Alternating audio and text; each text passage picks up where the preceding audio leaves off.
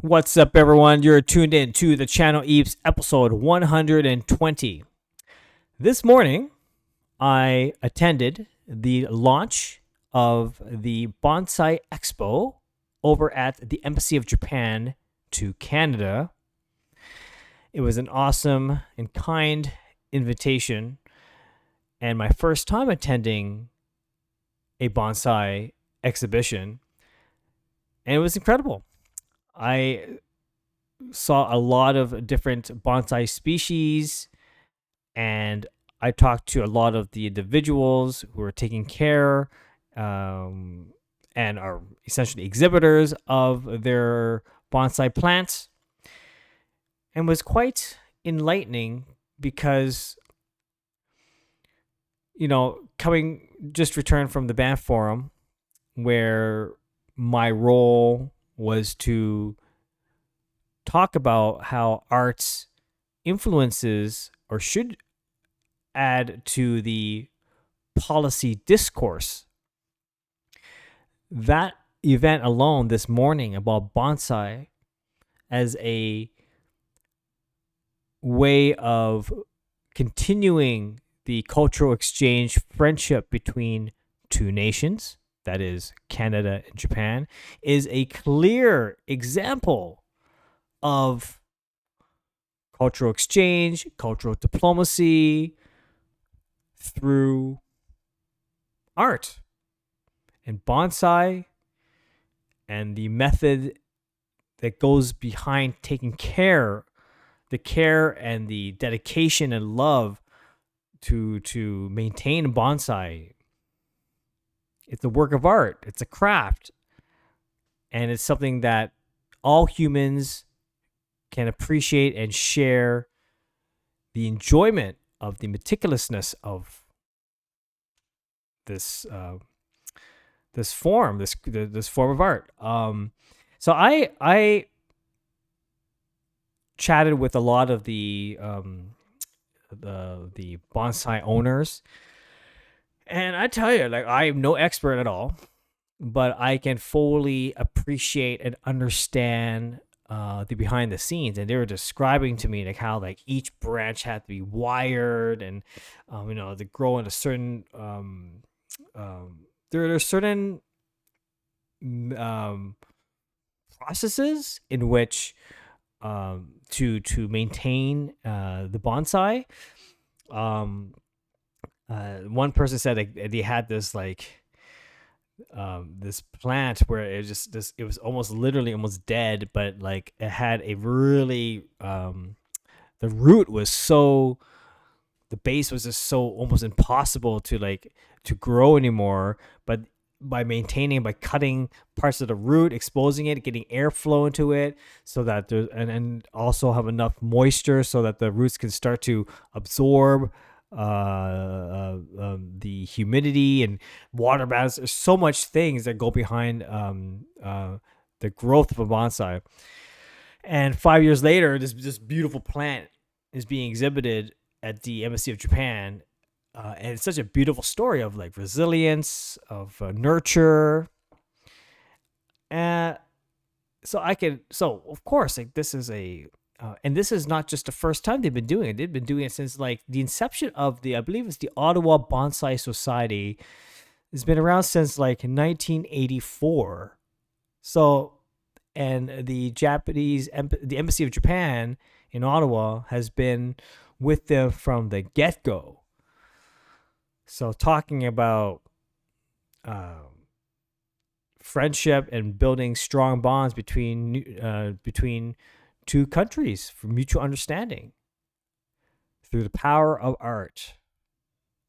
That is a great example. Fantastic example. So, we in the policy world, like I'm not so well informed, of course. I'm not an expert at it. But I understand that a lot of things that happen in the policy world is really about conversations. It's talking. It's like expressing ideas that essentially form into decisions. But for me, I'm an artist, right? So I'm actionable. Like I have to show results, like through a work of art. And I guess now that I think about it, because when I was doing the tire side chat about art and cultural diplomacy, I gave more use cases than I did for, instead of just, excuse me. I tell you, still recovering a slight cough. It's just quite annoying, but whereas I think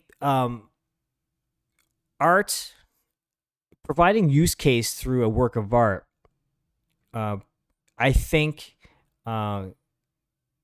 provides more insight, more an alternative view in almost like a rapid prototyping way for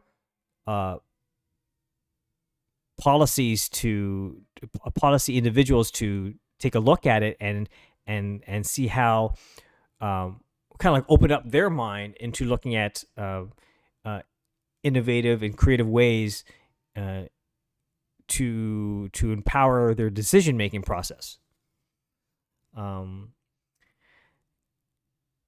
So I provided more use cases versus me just talking about hypothetical policy reasoning.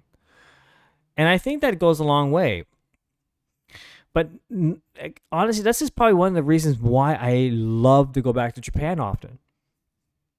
Of course, Canada and Japan have a long-standing relationship, but I've always been so fascinated about Japan. And I think it has to do with the fact that, look, I grew up playing Nintendo. I grew up watching anime. I grew up being fascinated by their incredible, culinary arts. Okay, even to the mannerisms and hospitality.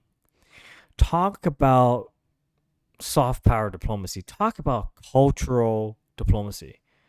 Like, if any country has it right, I think it's Japan. Right? The craft, the artisanship behind their generation, family passed down generations of tooling, of craft, of even to kabuki theater, like all these things has so much rich story, fascinates the imagination of the world. So that's a clear example. That's just a fantastic example of looking at if I may say, like favoring a country because there's so many great things that rich cultural aspects that that Japan offers. So yeah, they naturally I align with that. I love it. And that's a great win-win for everyone. Instead of, if we look at the rest of the world where we have an increased polarized societies, increased volatility,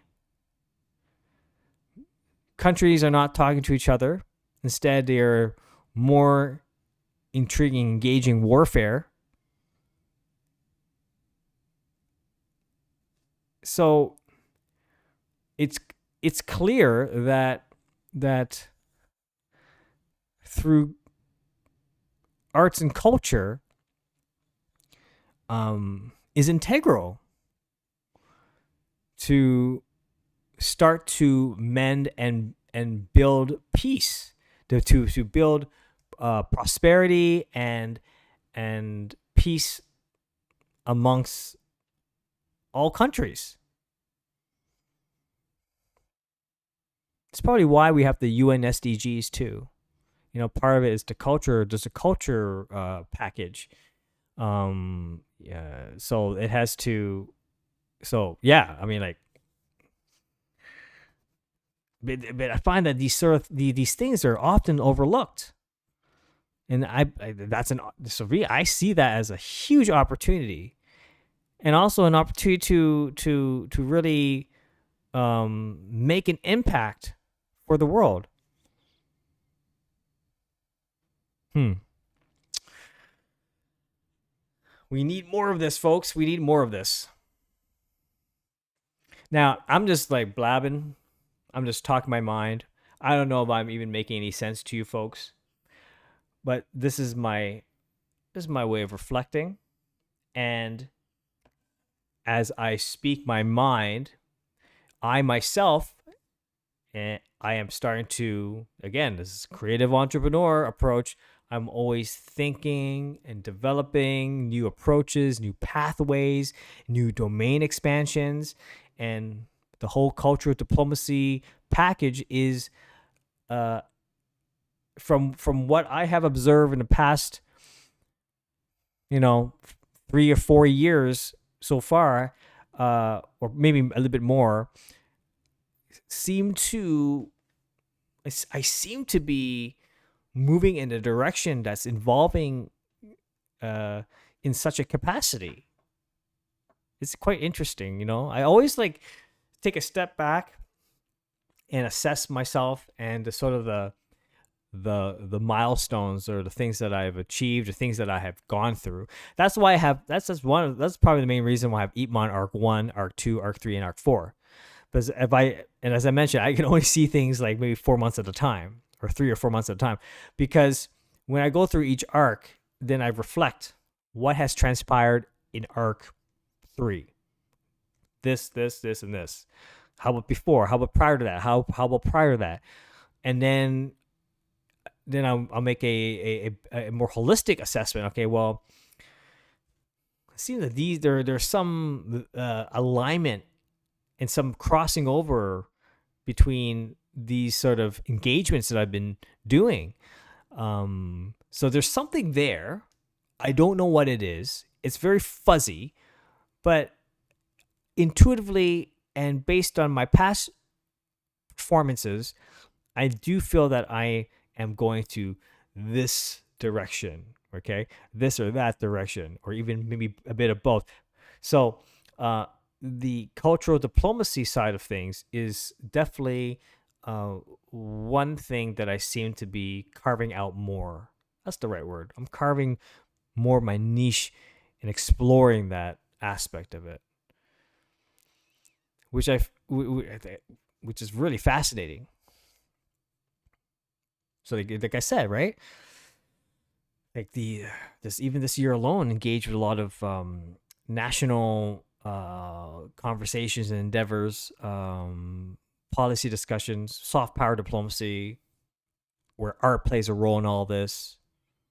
Even the Asian Heritage Month, where I did my mural, which addresses the July 1st, 1923 Chinese Exclusion Act, right? There's many components that were involved, many institutions that are involved to create this piece, and then people found out that my mural's there, and then these things start to then I have these connections. I meet these people, and it's just all it's a huge network. So yeah, I think 2025 is going to be very interesting. I think there's a lot of things gearing up for a big push for 2025. But who knows? Maybe not. I don't know. That's the world I live in, folks. In my world, I mean, I've always been very volatile, no matter what. Whether the world is in volatile or not, my world is always volatile. So, but I like it. I don't think that the word volatile for me is necessarily a bad thing. It just means that um I do my best not to be complacent. That's what it is. Because if I start becoming complacent, then I start. If I start to become complacent, I stop becoming innovative. That's what it is. Anyway, I can clearly see that I'm digressing a bit, and I am really tired today. It was a long day today. It's crazy. I think the sun was beating down. But anyway, I hope you like and enjoyed what I have to talk about. Like and subscribe. And this discussion about this cultural soft power policy related discourse is going to be something that's going to will be an ongoing theme for me, I think. But I'm still new at this, so I'm developing, I'm growing, and we'll see where it takes me. Have a great evening. Have a great afternoon. Have a great morning wherever you are in the world. This is the channel Eps episode 120. And then I will talk to you all certainly soon. Bye bye.